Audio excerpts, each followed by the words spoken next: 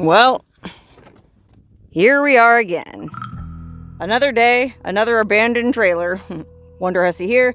I just happened to be sort of camped in the area. And I'm headed to explore something that I have pinned on my map. But while I was driving along, well, I passed this old abandoned trailer. And I thought, well, I'd be a fool not to at least poke my nose in and see if there's anything interesting that could give us a clue as to what happened here. You know what I mean? Like, this is an exceptionally barren, desolate, dare I say, somewhat gloomy part of the country. And, well, the fact that somebody had some kind of homestead out here, I guess, really bears investigating.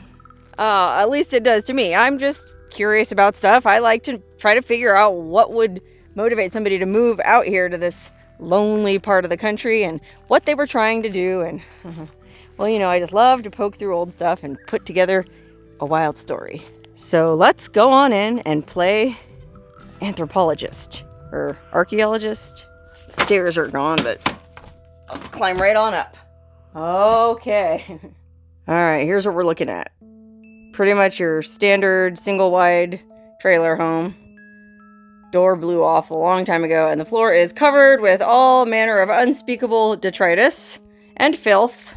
But that's actually good for us because there's lots of clues here to go by and figure out who lived here, what happened, and why they left. Gosh, look at the view out the window. Somebody sat and looked at that view out that window. Maybe sat right here in this chair looking right out that window. Maybe wishing they were anywhere else. I mean, just to put things in reference, we are, holy moly, hours from the closest town that even has a gas station. Oh, well, no, now that I think about it, there was a really tiny little town I passed through with a gas station about 45 minutes from here. So I guess it's not that remote, but it was a tiny town. Anyway, I can't imagine life was that exciting out here. Okay, so speaking of the chair, there's a... Oh, look, a dress. Oh my god, this is actually a super cool dress. It looks... I was going to say I thought it was like from the 60s, but it's white stag. That's not cool. Isn't that from like Mervyn's or something? What's this? National Geographic. Okay, well, they had some kind of intellectual curiosity. September of 97, huh? Okay. Oh my god, there's just so much stuff on the floor. I'm just kind of zeroing in on things here and there. Popular Science, Homeowner's Encyclopedia. I can't believe I'm touching this, but... Oh, it's a woman's underwear. Oh, no. Please don't think I'm being rude, but wow, I wonder if the same person wore these panties that wore that dress. Must be. Looks like there's some more of her items here. What's this book? Oh, no, a yearbook. Shut the front door. I love old high school yearbooks. Let's see. Oh, man, it's not a yearbook. Got all excited, but it's just a book about cats. Okay, so, cat lady. Oh, look. There's a business card. Carrie Wostall, law enforcement ranger from the BLM Elko field office. Oh, my goodness. What would have happened that a BLM law enforcement officer had to come down here? I mean, maybe I've just watched too many Hallmark movies, but my imagination immediately goes to domestic abuse. But who knows? Maybe they were cooking meth or something, and the ranger came out here to tell them to stop that. Okay, well, I gotta be real careful, because no telling how many snakes are hiding in this pile of trash. What do we have here? The Usurper by Scott Thoman. Oh, this is like a really old computer game. Remember those computer games way back in the day where it was just a black screen with like green text? Like, Hitchhiker's Guide to the Galaxy? Or like when I was little, we used to play King's Quest and Space Quest. And even Leisure Suit Larry, if you're familiar with any of those games. Wow, that's old. Oh, look here. The Weekly World News. Remember this awesome tablet? I think it might still be published. They always had, like, the wackiest stories on the front. Noah's second ark found. Scientist clones husband, then marries him. Oh, wow. So this, I wonder if this is from 97, too. No date on it. Oh, yeah, here. Oh, that one's from 2005. Okay. Well, this place hasn't been abandoned that long. Oh, look! Speak of the devil! There's that game I was just talking about. Well, you can't tell. King's Quest! Ah! That's so funny. I haven't seen a King's Quest game in like decades. And what's this? Oh my God, everything's so dirty. Face Maker. With Face Maker, you'll have fun creating your own funny faces and seeing them come to life. Oh, so it's like kind of like a video game, some kind of early Photoshop type thing. Ages 3 to 8. Wow. That was a lucky 3-year-old that had access to a computer back then. Okay, so I'm guessing there must have been a kid here. There was a woman who presumably liked cats, was maybe being domestically abused, and, well, she liked her tabloids. I guess they did okay if they had a computer. I mean, I'm assuming they had a computer. They had the games to go with a computer. We gotta find some clues as to who the guy was, though. Like, who was the wife beater? What's this? Old mug. Little kids' toys. Cake decorating jimmies. Oh, look. Basic cigarettes. So somebody in the house was a smoker. Look at what's this. Oh, God, I don't want to step on this. It's so gross. Bugler Turkish blended cigarette tobacco. Oh, so they were like serious smokers. Oh, looks like there's an old fuzzy blanket that might have belonged to the kid. Aw. Man, I hope whoever this kid was is doing okay now. Here's the old kitchen cabinets. Really nothing left in here. But yeah, I'm guessing, well, this would have been the kitchen. We just walked straight through the door and started digging through the trash on the floor. But yeah, this would have been the kitchen. Looks like they had carpeting in the kitchen for some weird reason, covering this really faded old linoleum floor. Look, little baker's rack by the door. She probably had like potted plants on it. Oh, look, here's another coffee mug. Burns Bros USA. Now that's a patriotic mug if I ever saw one. Look at the eye. Look at the expression on that bald eagle's face. He looks like he means business. Burns Brothers Country. Okay, well, where we are is not marked with a dot on this map, so I don't know. Oh my God, some old perfume. Is that perfume? A weird old perfume bottle. Oh no, look, there's her shoe. Man, she probably wore that with that dress over there, you know? Could be a nice outfit. Put that over there. What is this? Bet your booty, get a Hummer. I've never heard such language. My goodness. What else? Oh, more tobacco. So a heavy smoker. Here's the other shoe. I'll put it, I don't know, I guess I'm anal. I'm gonna line the shoes up right there under the dress and the panties for when this mystery lady finally comes back and gets dressed. Oh, here's a sign of the guy. Men's shoes. So there was a man here. Those don't look like huge shoes for a guy, so maybe he had small feet. And, well, that might explain some of the discontent, if you know what I mean. What's this? Mission card. Oh, is this like a Mormon thing? Go to the Fresno San Joaquin Kern district, which produces most of California's dessert and appetizer wines. Oh, no, it's not a Mormon mission. It's like from the California missions. It's really interesting. I mean, depending on your point of view, I guess it wasn't so interesting if you were one of the Native Americans, but that Spanish missionary, Father Junipero Serra, built all those missions all the way up and down the California coast. To this day, you can still visit them all. And it was meant for travelers to go spend the night at as they were traveling up and down the coast. So apparently there's some kind of weird mission game that you had to play, like a mission scavenger hunt. That'd be kind of fun to do. I do want to make a video about those missions sometimes. Some of them are pretty cool. Okay, back to this place. There's their old phone. Back in the days before cell phones, I guess. Looks like some more of her panties down there. Oh, no, look. A teddy bear. That's really sad. That must have belonged to the kid. Gosh, I sure hope that poor kid didn't have to witness his parents having all kinds of screaming arguments and his dad beating his mom. Maybe that's why he played all those video games, just to get away from it and he didn't want to think about it anymore. Oh, okay, wow, this is very telling. It's a TV tray with a little thing on it. How to preserve a husband. Be careful in your selection. Do not choose too young. When selected, give your entire thoughts to preparation for domestic use. Some wives insist upon keeping them in a pickle. Others are constantly getting them into hot water. This may make them sour, hard, and sometimes bitter. Even poor varieties may be made sweet, tender, and good by garnishing them with patience, well sweetened with love, and seasoned with kisses. Wrap them in a mantle of charity. Keep warm with a steady fire of domestic devotion, and serve with peaches and cream. Thus prepared, they will keep for years. Holy moly! That reminds me of that song. Stand by your man. and show the world you love him. Okay, I'll put that down there by her little outfit, just to remind her what she could have done right. I mean, it looks like she did try to dress up sexy for him, you know what I mean? Maybe. Ugh. All right, well, we need more clues about this man who wore these sneakers. What can we find out about this dude? I just happened to look out the window, and there's a ton of stuff out back, too. I mean, this place looks like a tornado hit it. And I wonder if that was like her cat carrier for her cat, you know? She was a cat lady. There's her iron laying there. Oh, my gosh. Just like, what happened? Ugh, I gotta be real careful, because I'm wearing flip-flops, and who knows what I'm gonna step on here. Is this more tobacco? Bali shag? That sounds like a strain of marijuana. Alright, more of her little high heels. Apparently she took some pride in her appearance. I've seen like 3 pairs of high heels in here.